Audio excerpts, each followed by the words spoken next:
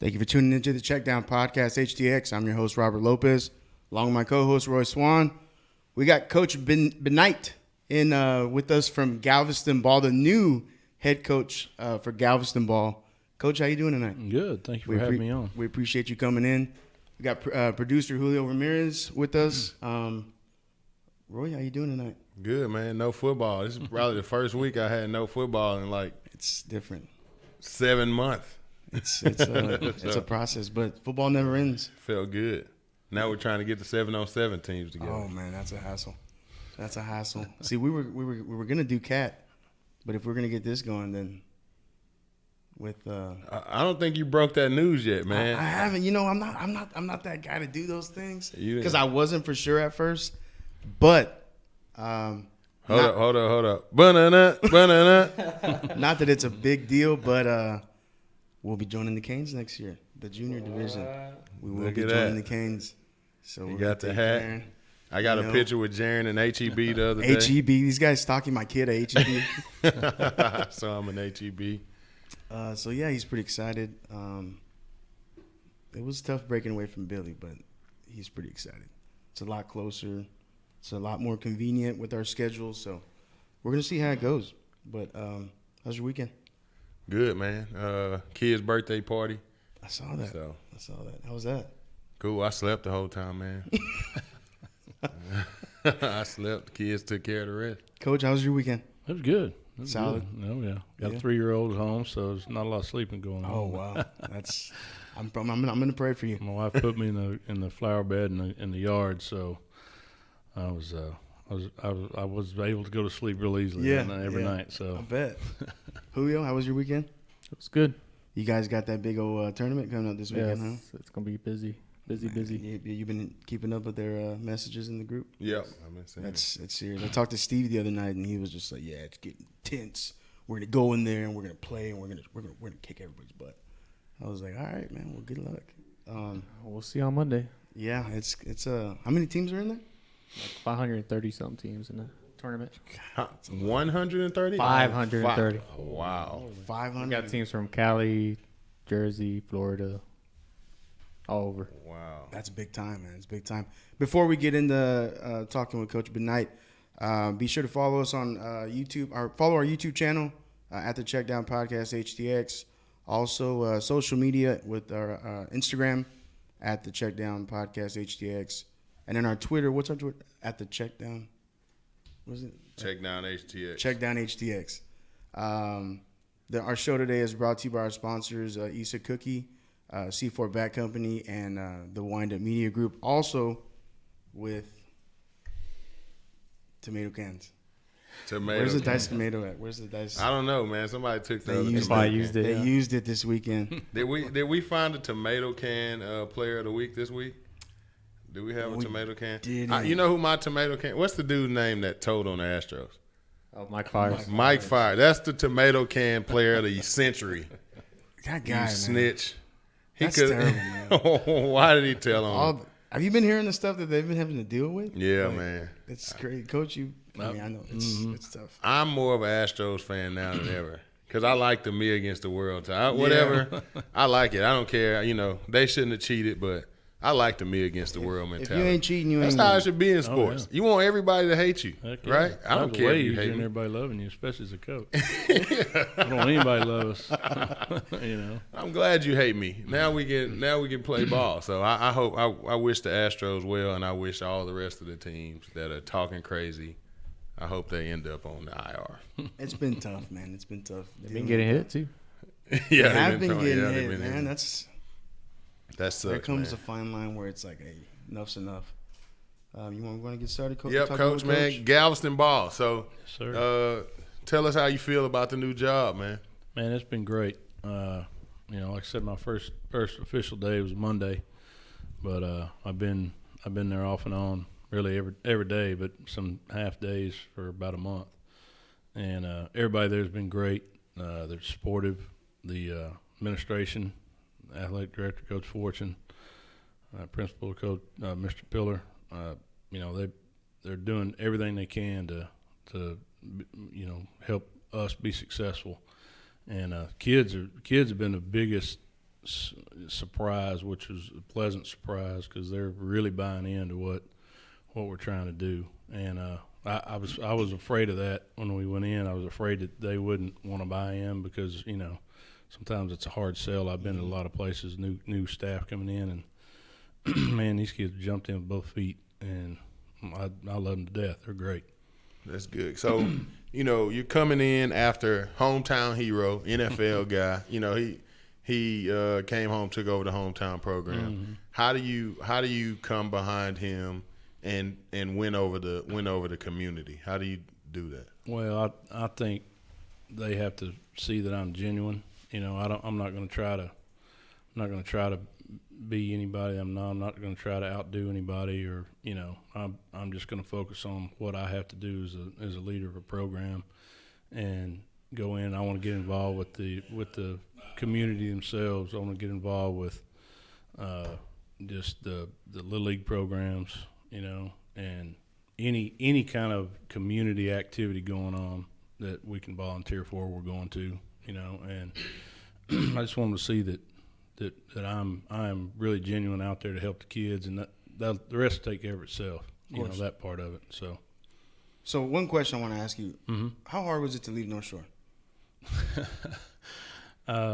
Well, you got to separate. It's hard to say this. So separate the winning with what your goals are as a coach. Mm-hmm. And my goal is to be a head coach. And not at all costs, but in a good, and Galveston Ball is a storied program, and I think there's lots of people that want to win down there and get it back to where it used to be historically, and I saw that as a great opportunity. And so when you put it that way and you think about the big picture, it was fairly easy. However, great people at North Shore. Of course. Great coaching, great kids, and you think everybody thinks that North Shore wins because it's got better athletes. Incorrect. Great coaching, those kids. Coach K does a tremendous job. I couldn't believe how hard those kids worked when I went in there, and it was a pleasant surprise being in there. It was a joy to be working with them and for Coach K. So learned a lot. But yeah, in that regard, it was hard to leave.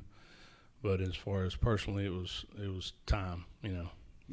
What's the first thing you change in going to a new program? What's the first thing you implement? Well, as far as I'm concerned, I'm not sure there's one correct formula. I think the formula depends on the place itself, the kids, the situation.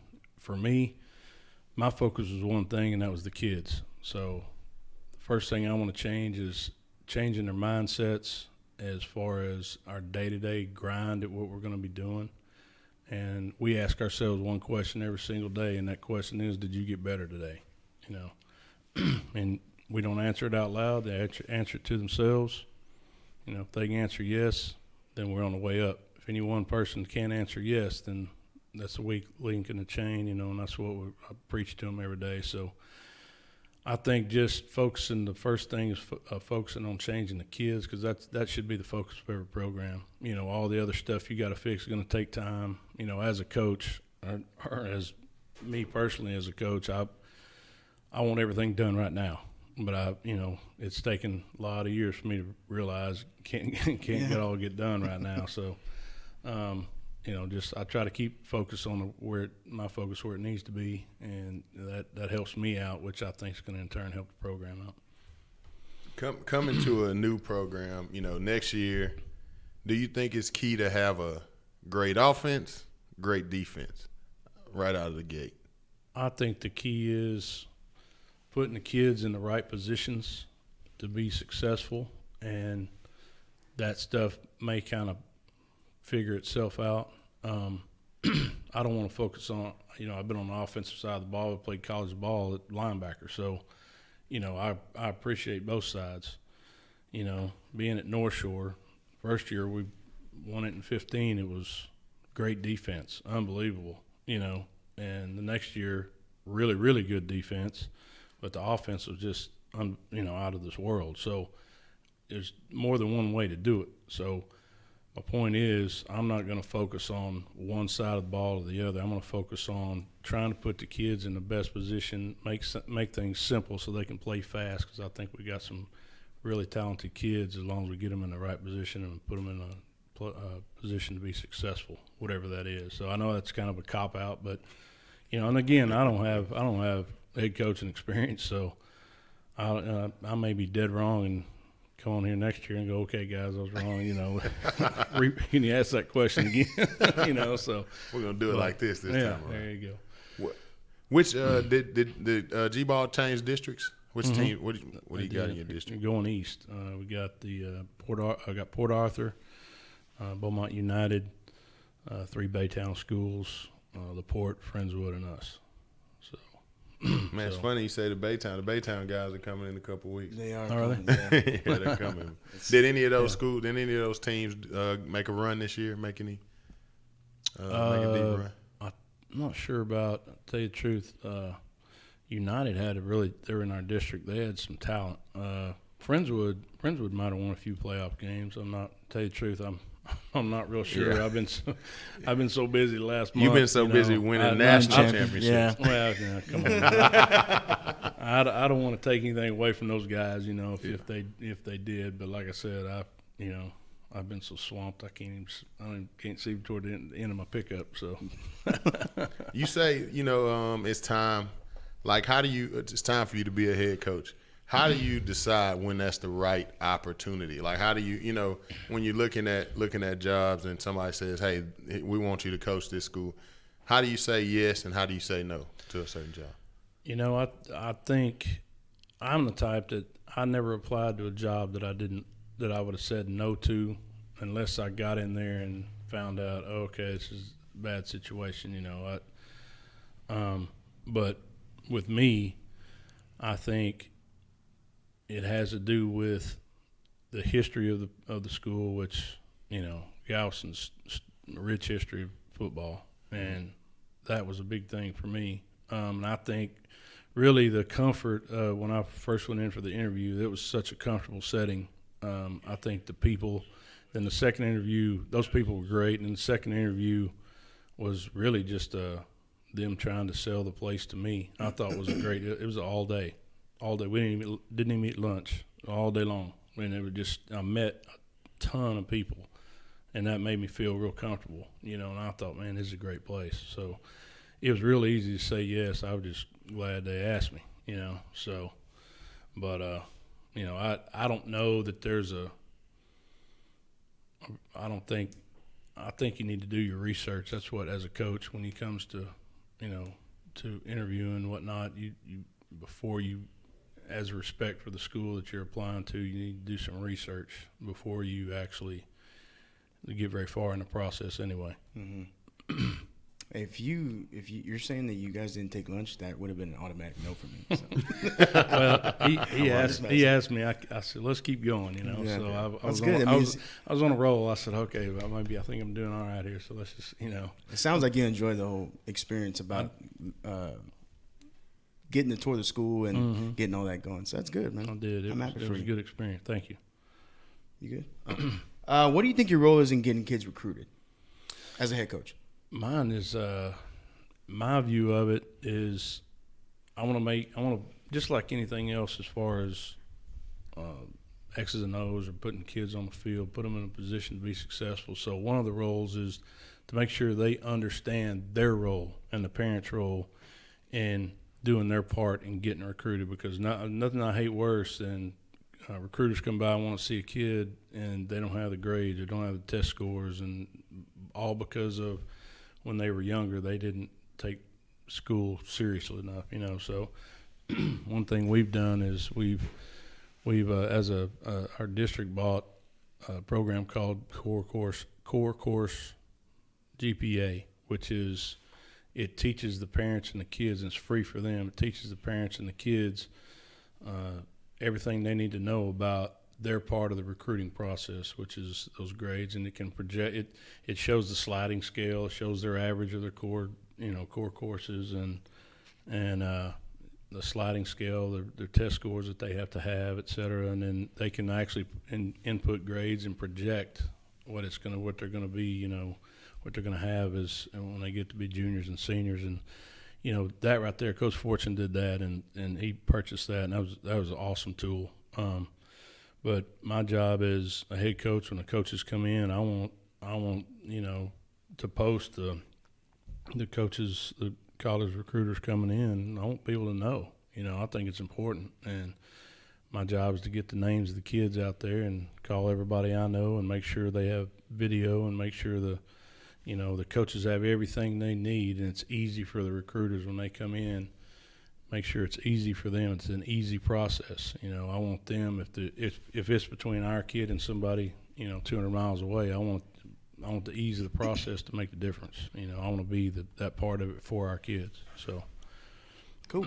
So as freshmen come in, ninth graders, when they come in, over the years that you've seen, what is the biggest thing or the most obvious thing that they lack in their, not necessarily their grade? I mean, of course, their grades are important, but in the football side, what is something that you've seen that they lack? Freshmen lack maturity. Okay. I mean, that's, you know, you can generally tell, and this is my way of determining kind of what kind of kid he's going to be. But there's midway through his sophomore season, he should have turned a corner, you know, as far as maturity goes. And not all of them do, and that's not 100%, you know, that's not a foolproof method. That's just my ignorant method. So, you know, I think that maturity, once they turn that corner and start getting serious about what they're doing, you know, you see a lot of times you'll see a switch turn on and they become different kids, you know. And some kids are a little later, it's true, but nowadays with the way recruiting happens, it starts at such a young age, and, you know, so much pulling at them. You really got to get with those freshmen early, and that's been kind of it's been a hard sell with those freshmen this year or since I've been at Galveston, simply because of that factor. They're just, and we talked about it, is, you know, I'm not telling you guys anything I hadn't told them. They're immature right now, and they need to take the next step for themselves, not for me, but for themselves, you know, because that's what this is about. And I don't have the perfect answer for curing that, but, you know, part of it involves putting them with older kids, especially in the summertime. You know, right now they have separate athletic periods. Well, they're not ever around the older kids, but in the summertime, in the summertime program, they will be. So a lot of that will take care of itself. They have older kids to model for them, and, you know, those kids will take, you know, you teach the older ones in the right way and lead by example with them, and they in turn will lead by example, and they'll do a lot of that work for you, you know. So how do you show these kids, okay, you got seniors in the program, right, and they don't know you don't know them well. How do you show those kids that you care about them? How do you show them, build a relationship with those guys? First thing I've done is just talk to them just as a person, not, hey, this is what you need to do. It's, you know, how you doing? You know, tell me about you. I want to know everything about you, you know. So granted, there hadn't been a whole lot of time that we've had for that so far, but to me, it's all about really learning about their lives. You know, anywhere else I've been, it's been the same way. You learn about your players' lives, learn about what makes them tick, you know, things of that nature. And that's what I've been trying to do here. And they really responded. You know, there's a couple of kids that, you know, I gave a kid a ride the other day. He was so appreciative of that, you know, I'm like, wow, I gave him my phone number. So they're, you know. So little things. Oh, yeah, little things. But, you know, of course, with the caveat, no group text. I don't want to be on group text. But things like that, just so far. And, you know, that's all I've really had an opportunity to do so far. But just progressing that way, I think they can see it. But as long as you're – and like I said, it's taken me a long, long time to kind of mature myself and develop some patience and all that. As long as you're genuine with them, that's my full belief. If I try to be somebody I'm not, the kids will see right through it way before adults will. Yep. So, are you? Do you have plans to like get involved with the youth football out there? Mm-hmm. Absolutely. Yeah, I've already talked to one or two of the people. I almost call them coaches, but they're involved with it strongly, and and I'll be fully involved with them. I love that. I wish I'd had it when I was a kid, and I didn't have that opportunity. I think it's great, So, and I have a little one, 3-year-old, and eventually he'll be in it, So, I definitely I want everybody on that island to want to be tours, and that's where it's got to start. There, in the elementary schools, whether they play in Little League or not, or whether it's football or anything else, baseball, basketball, volleyball. I want them all to be tours, So that's my goal, and I'm definitely going to start down there. And not to, drop, give orders or anything, just to be involved. I want them to be guests with us. I want them to be on the sidelines with us, and I want them to, I want them to feel comfortable coming around us, and and seeing the kids, and you're a little kid and you see the high school kid, no matter who he is, you're big eyed, and I want that. I want them to want to be there, So I went to Texas City, but my entire family is from Galveston. So the Galveston is like you said, it's a place rich in tradition, right? So my mom is from Galveston. She's a big time Galveston lady. She's probably not watching. If I tell her, hey mom, I met the new Galveston coach tonight, what is the one thing that I should tell her about you taking over their program? Oh goodness, that I'm there for the kids. I don't care about the kids.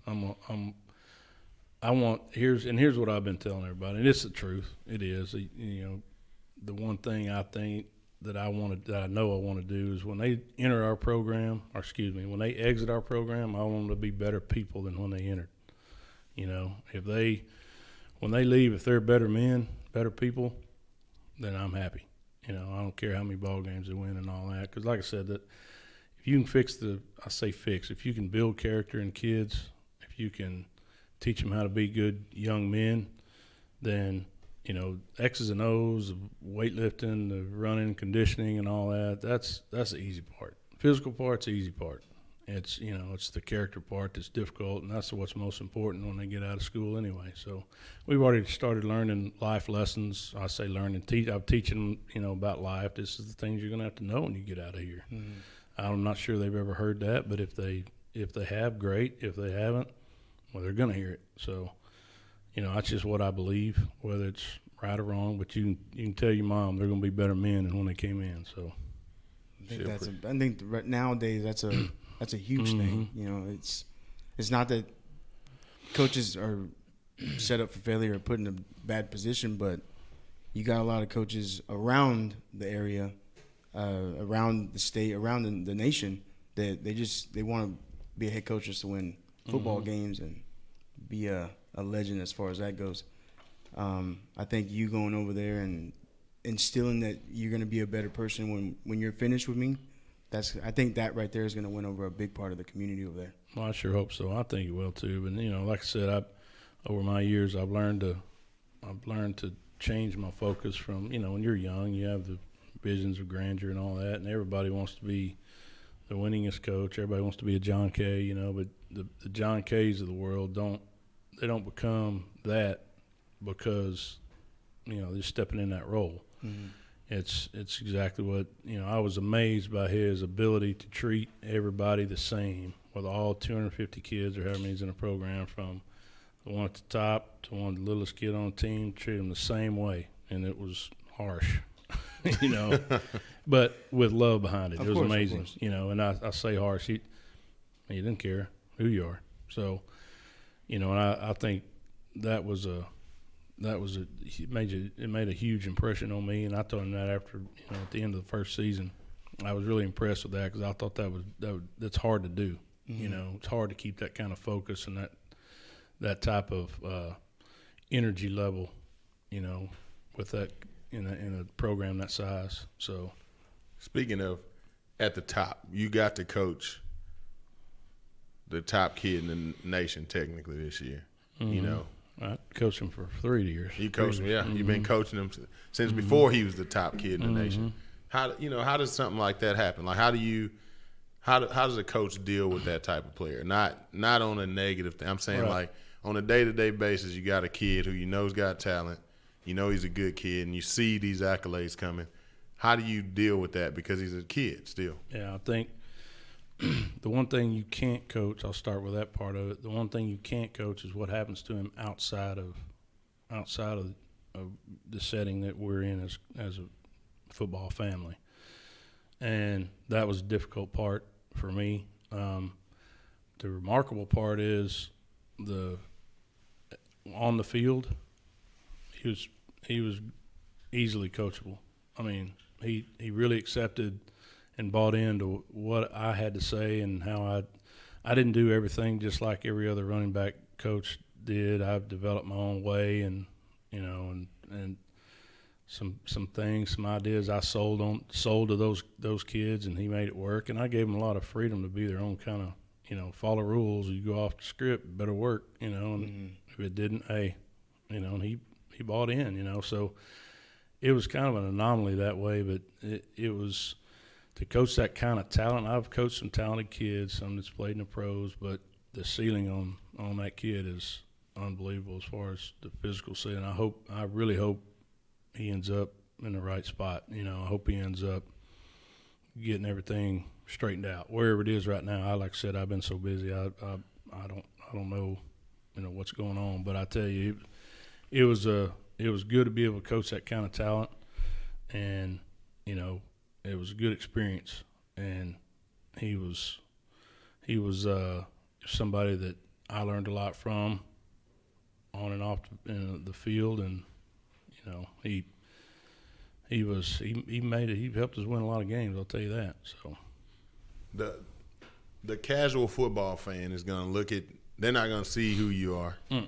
They're going to look at the article and it's going to say North Shore next to it. Mm-hmm. How do you think that affects your ability to come in and?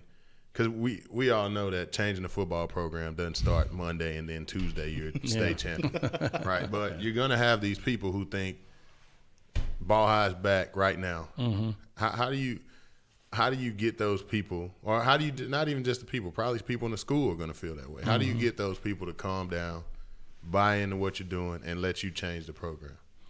Well, I don't know if there's any one certain way to do it.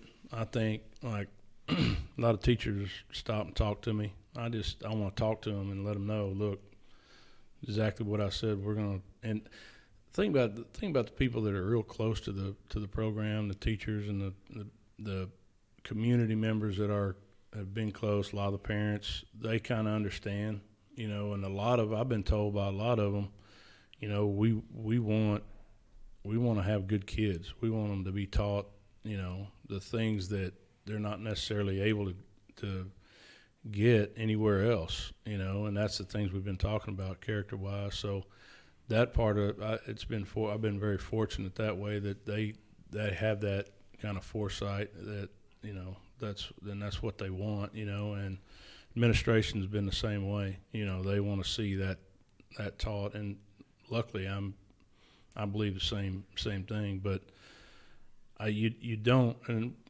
we've had some speaking engagements, and that's the things that I talk about, and that's just what they have to understand. The more I can talk to the community and get out there into the little leagues and make them understand this thing, it's about you guys here. It's not, not necessarily the seniors. We're going to do all that we can with those guys, but when you guys get up there, it's going to be rolling. We need you to, just things of that nature. Just, and I think the more you can get out in the public and let them just hear and see what you're about, then they'll start to understand. So I got one more before I let Robert get another one in. How do you I know you have an offensive concept, right? But you have kids. How do you decide what you're going to do? Are you going to bring the offense you want to bring, or are you going to cater the offense to the kids that you have? Well, I've been in charge of offenses at several places, and luckily, this sounds crazy, I've been at a place with a lot of talent and a place with not a whole lot of talent, and to be quite honest, there's a statement, there's an old saying, we learn a lot more from our failures than we do our successes. Well, that happened with me. And the places I've been that we were not successful, you were forced to change things and try things. And I was able to develop. I was just talking about this with one of my coaches today, Richard Sincere's ball guy.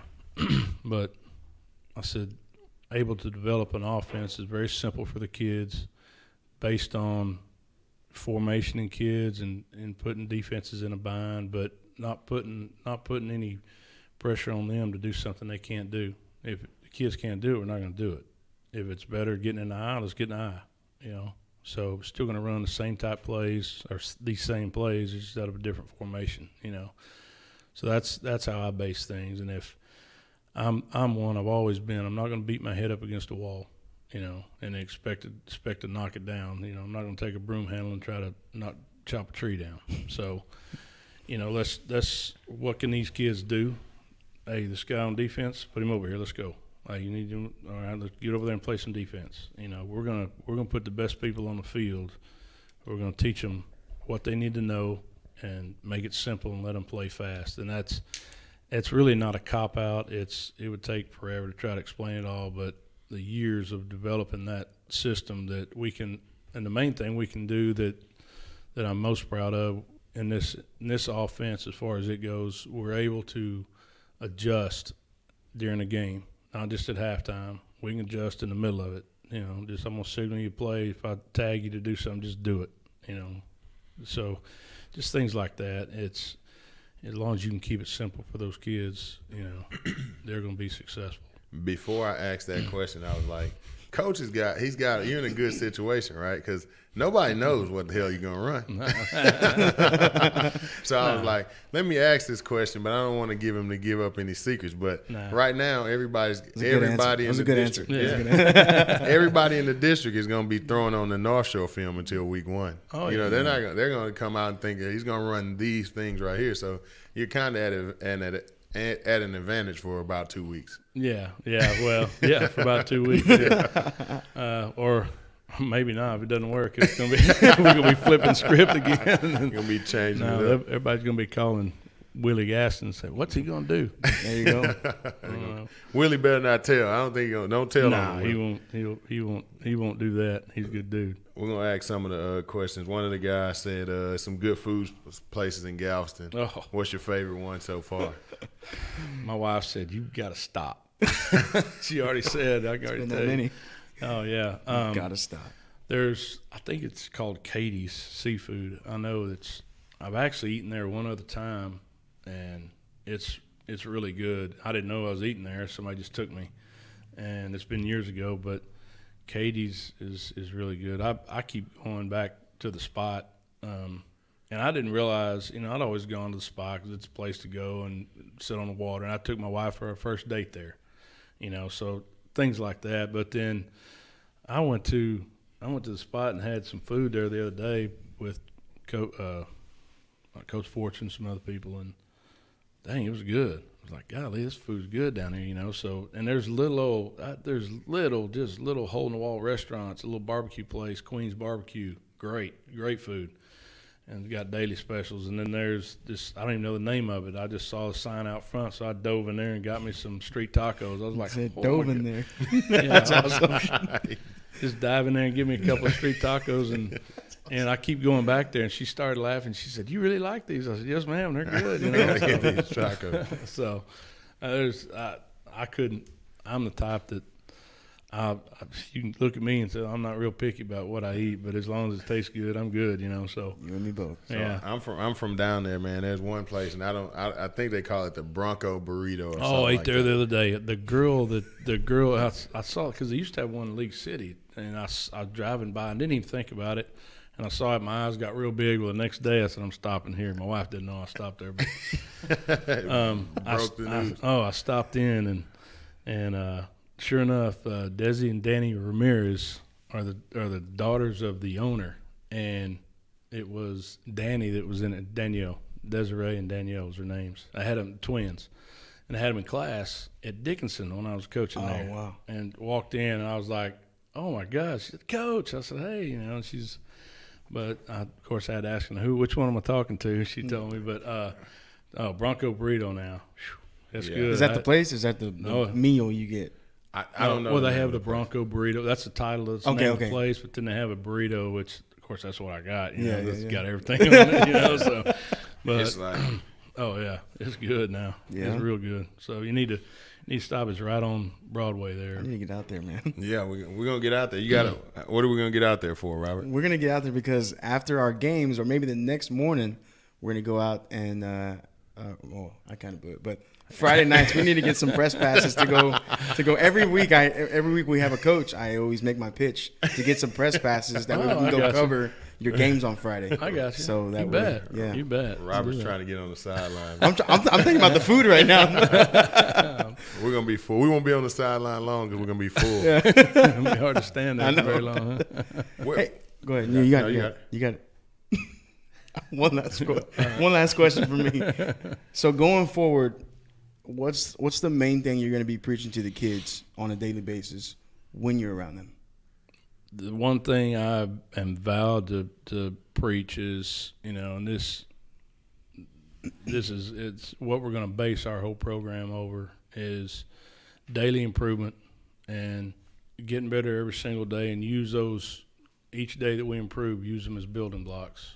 And that's what we preach right now, and that's the only way I know. Coach K was the same way. Mm-hmm. You know, narrow your focus down to what's going on right now. Because if you start thinking about what's going to happen at the end, you get lazy because, you know, forget about the work. And, you know, if you skip a rep here, then that's going to snowball, you know, and, you know, hold each other accountable. You know, if you're a partner, your job is to count the reps, so you didn't have to think about it, you know. And you see they're actually buying into that, which, you know, I thought being a new system they might not, but it's just daily improvement, you know, and it's it's hard for anybody to do, but I'm finding it easier for myself than I really thought it would.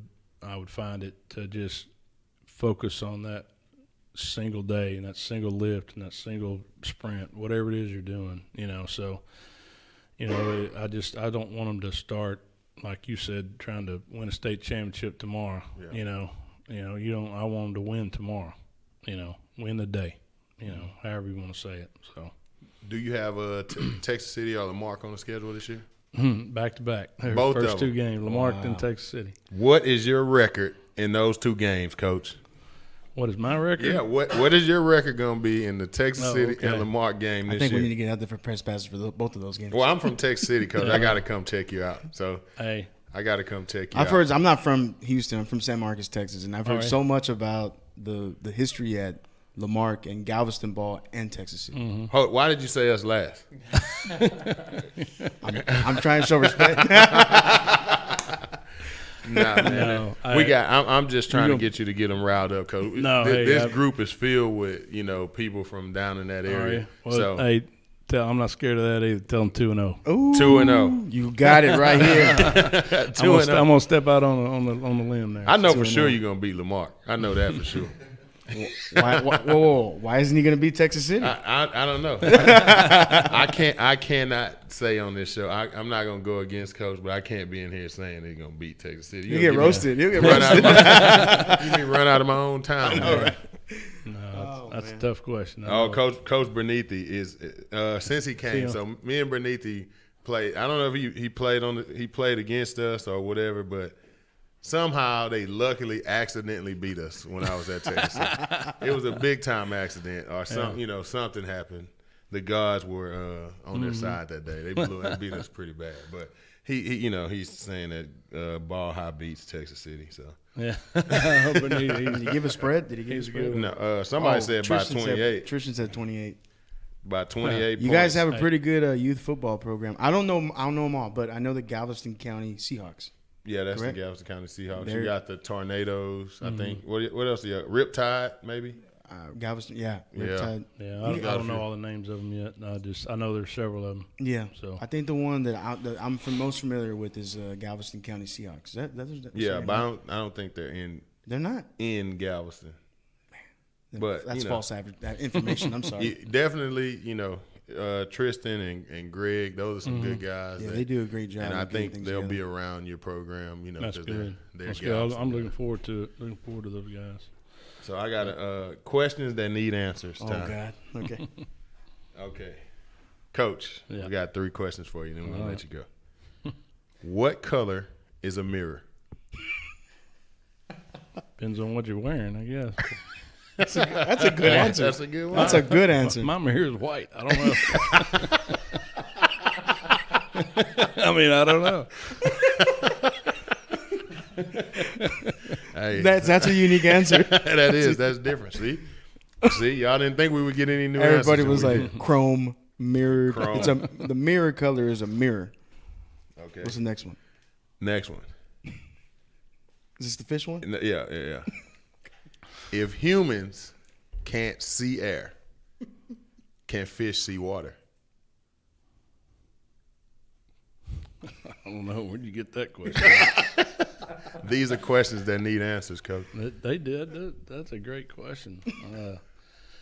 I would say probably not, because fish.